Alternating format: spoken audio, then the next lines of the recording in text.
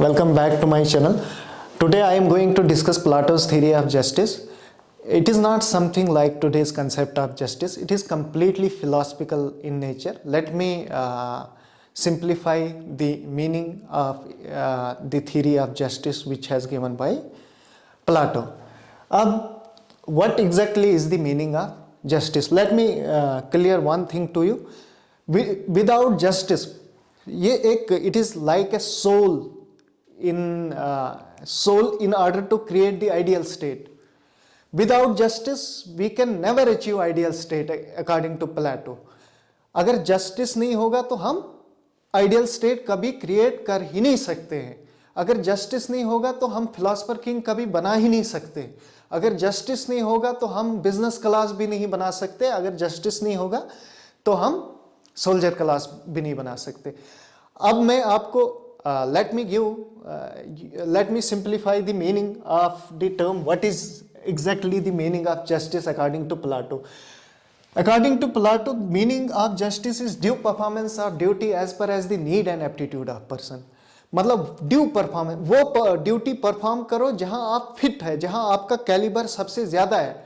For example, अगर आप medical student है, 11th-12th में अगर कोई मेडिकल पकड़ता है, अगर उसको हम जबरदस्ती आर्ट्स पकड़ाएं, वहां उसका इंटरेस्ट नहीं होगा और वहां उसका कैलिबर नहीं होगा, तो वो फेल हो जाएगा. अकॉर्डिंग टू प्लाटो वो अनजस्टिस होगा. इन द सेम वे, अगर आर्ट्स स्टूडेंट को हम जबरदस्ती नॉन मेडिकल मैथ्स पकड़ा दें, अब अगर आर्ट्स स्टूडेंट को मैथ्स नहीं आता है तो जबरदस्ती हम उसको मैथ्स पकड़ाएंगे, क्या होगा? वो फेल हो जाएगा. ना वो मैथ्स कर पाएगा, ना वो खुद के साथ जस्टिस कर पाएगा, ना वो पूरी क्लास के साथ जस्टिस कर पाएगा, ना ऑटोमेटिकली ना वो कभी पूरी सोसाइटी के साथ जस्टिस कर पाएगा.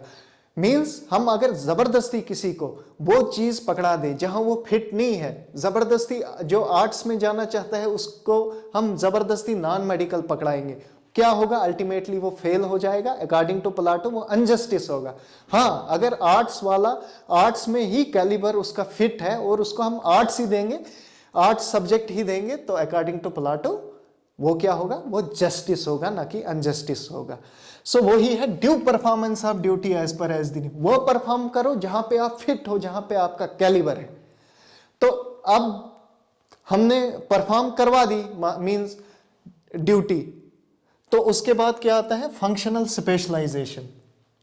Functional specialisation. उससे पहले मैं आपको, अब ये मैंने एग्जाम्पल दी, अब मैं बताऊंगा अकॉर्डिंग टू प्लाटो हर एक इंसान में क्या है?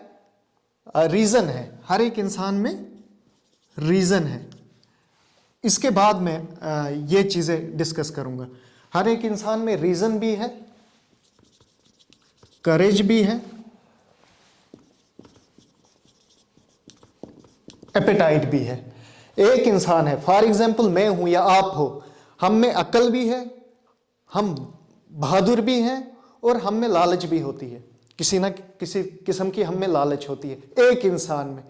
लेकिन अब हो सकता है मैं हूं, मुझ में रीजन ज्यादा होगा और मैं करेज कम होगा और एपेटाइट भी कम होगा. मींस मुझ में अगर रीजन, मुझ में अगर अक्ल 80% होगी और करेज मेरे पास, हिम्मत, बहादुरी मेरे पास 10% होगी, एपेटाइट 10% होगी, तो अकॉर्डिंग टू प्लाटो रीजन वाले को फिलोसोफर किंग बनना चाहिए. यानी कि मुझ में अगर 80% रीजन है, I should become the philosopher king, I should become philosopher king, क्योंकि सबसे ज्यादा मुझ में क्या है? रीजन है. लेकिन अगर आप हो या कोई और है या राम है, राम के पास अगर मान लेते हैं हम रीजन 10% होगा और करेज 80% होगा और एपेटाइट भी 10% होगा, तो अकॉर्डिंग टू प्लाटो उसको कहां जाना चाहिए? उसको सोल्जर क्लास में जाना चाहिए, उसको आर्मी में जाना चाहिए. क्यों? क्योंकि सबसे ज्यादा उसमें क्या है? सबसे ज्यादा उसमें करेज है, हिम्मत है. और अकॉर्डिंगली शाम की एग्जांपल ले लेते हैं हम. शाम में मान लो, शाम में 80% क्या है? एपेटाइट है, लालच है, भूख है, और 10% उसमें करेज है और 10% रीजन है. अकॉर्डिंग टू प्लाटो उसको कहां जाना चाहिए? हाँ, उसको बिजनेस क्लास में जाना चाहिए, क्योंकि उसमें भूख है कमाने की। अगर हम इसको एपेटाइट क्लास वाले को, जिसमें सबसे ज्यादा भूख है, अर्ज है कमाने की, उसको अगर हम फिलॉसफर किंग बनाएंगे, वो क्या करेगा? वो करप्शन करना शुरू करेगा, क्योंकि वहां पावर है, वो करप्शन करना शुरू करेगा। सोल्जर क्लास बनाएंगे, वो करप्शन करना शुरू करेगा। और रीजन वाले को अगर हम सोल्जर बनाएंगे, वो क्या करेगा वहां पे? क्योंकि उसमें सिर्फ 10% हिम्मत है, वो भाग जाएगा, वो कभी फाइट ही नहीं ले पाएगा। बहादुरी है लेकिन कम है, बहुत कम लेवल की, वो नहीं हिम्मत कर, वो सिर्फ पॉलिसी बनाने के लिए बेहतर है, ना कि बॉर्डर पे जाने के लिए बेहतर है।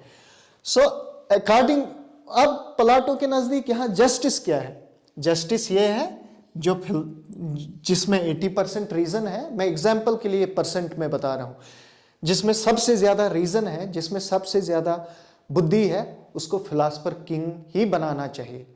अगर हम उसको सोल्जर बना लेंगे, वो अनजस्टिस होगा। क्यों होगा?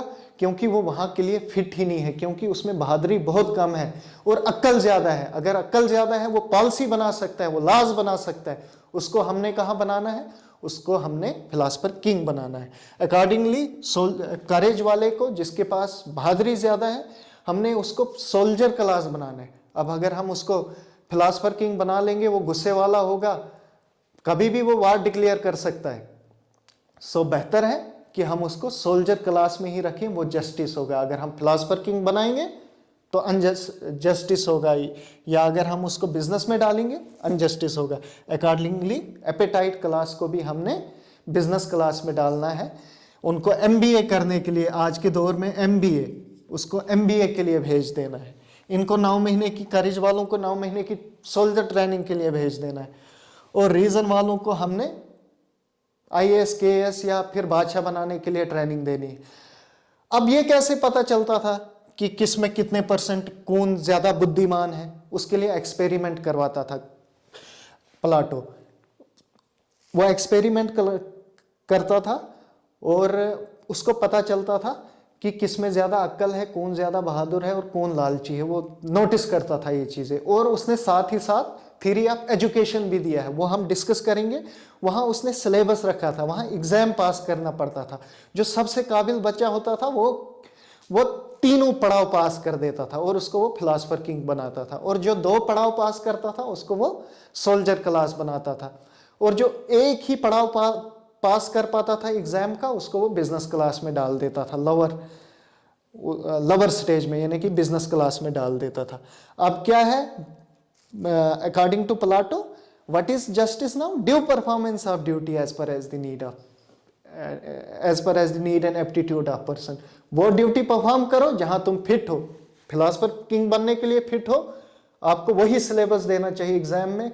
आपको जबरदस्ती, आपको वही बनाना चाहिए, आपको जबरदस्ती सोल्जर नहीं बनाना चाहिए। अगर आपको जबरदस्ती सोल्जर बनाया गया, या अगर आप खुद भी सोल्जर बनने गए, तो वो आप अनजस्टिस करोगे, सोसाइटी के साथ भी और खुद के साथ भी।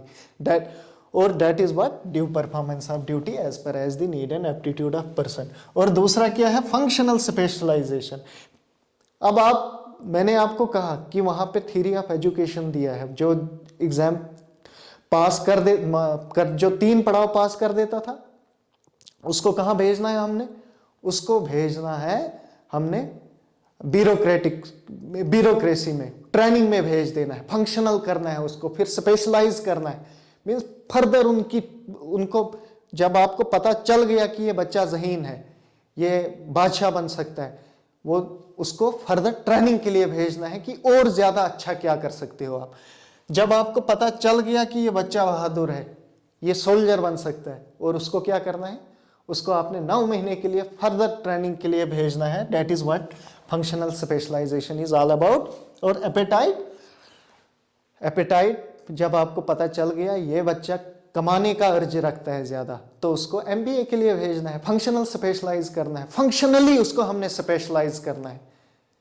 So for example, ordinary shopkeeper earns, but a person having degree, having background with MBA, उसके पास इनोवेटिव आइडियाज होते हैं।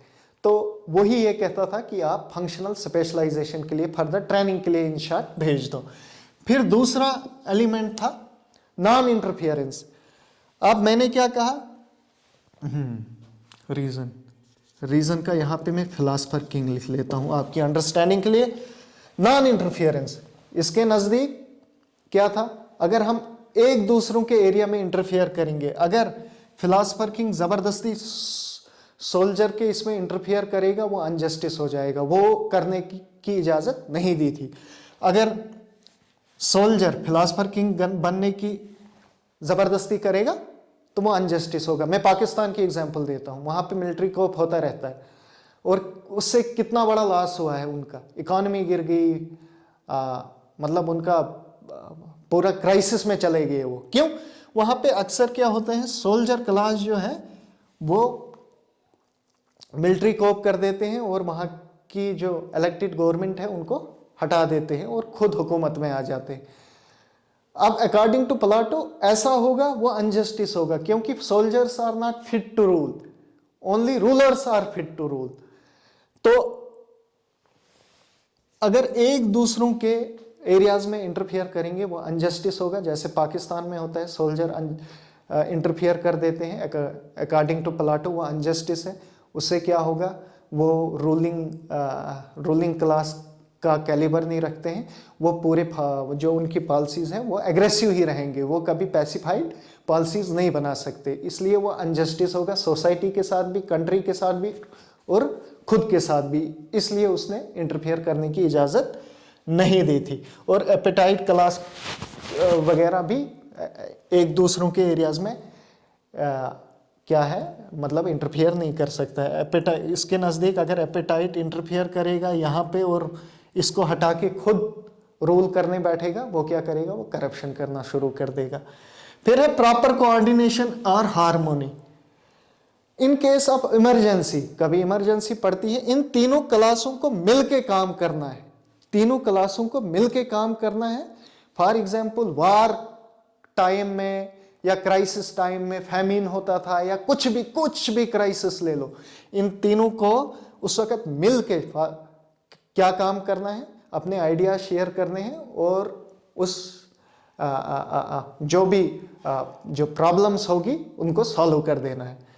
फॉर एग्जांपल आपने देखा होगा इंडिया में कभी जो जनरल को बुलाया जाता है, ब्यूरोक्रेट, टॉप ब्यूरोक्रेसी को बुलाया जाता है, एक इंडोर मीटिंग रखी जाती है जहां तमाम डिपार्टमेंट्स के लोगों को बुलाया जाता है ताकि वो कुछ पॉलिसीज़ बना पाएँ, वो व्यूज़ अपने दे पाएँ।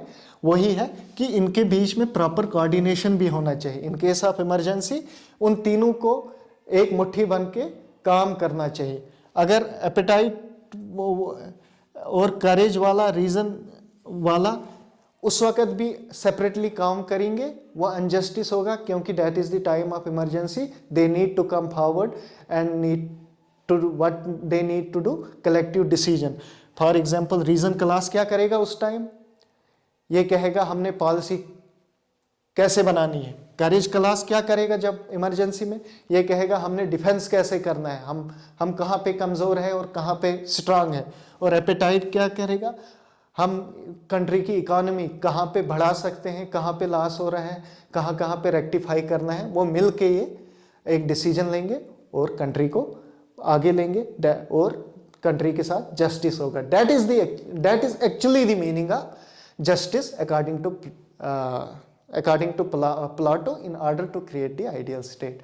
Thank you very much. We will meet in next video. Thanks a lot.